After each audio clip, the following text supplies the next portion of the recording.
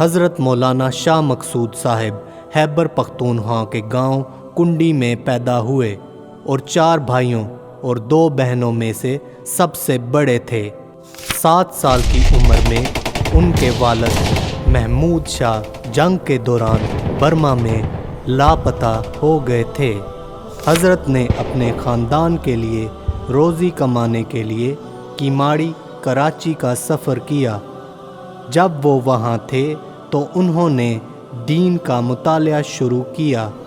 حضرت کی شادی 1960 میں ہوئی اور انہوں نے برطانوی ویزے کے لیے درخواست دی جو قبول کر لی گئی۔ حضرت کے ساتھ رہنے والے لوگوں کو معلوم ہوا کہ وہ ایک امام اور استاد ہیں اور ان سے کہا کہ وہ نماز کی امامت کریں اور 30 ہاورڈ اسٹریٹ پر واقع مسجد میں لوگوں کے بچوں کو تعلیم دیں۔ جب مولانا صاحب پاکستان واپس آئے اور وہ اپنے گاؤں واپس گئے اور پرانی بلال مسجد کو دوبارہ تعمیر کیا۔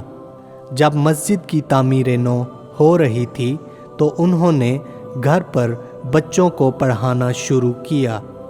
حضرت جب برطانیہ واپس آئے تو مسجد حمزہ ووڈ کرافٹ روڈ برمنگھم میں نماز کی امامت کرتے اور بچوں کو پڑھاتے۔ نصرت الاسلام مسجد کے اراکین نے اعتراف کیا کہ برمنگھم میں ایک شخص ہے جس سے امام بننے کے لیے رابطہ کیا جا سکتا ہے۔ انہوں نے 1-2 بار برمنگھم کا سفر کیا اور حضرت سے پوچھا کہ کیا وہ اولڈہم میں اپنی خدمات فراہم کرنے کے قابل ہیں۔ انہوں نے اولڈہم آ کر بچوں کو پڑھانے پر رضامندی ظاہر کی۔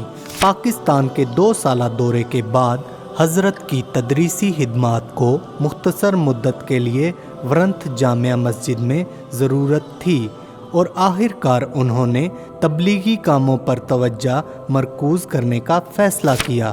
حضرت اور حضرت مولانا فضل رحیم صاحب دونوں نے مل کر نصرت الاسلام مسجد پٹ اسٹریٹ اولڈہم کی بنیاد کا پہلا پتھر رکھا۔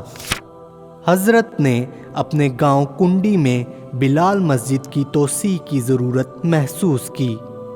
جب یہ کام تکمیل کو پہنچ رہا تھا تو حضرت نے مسجد کے قریب ایک تعلیمی ادارہ قائم کرنے کا فیصلہ کیا۔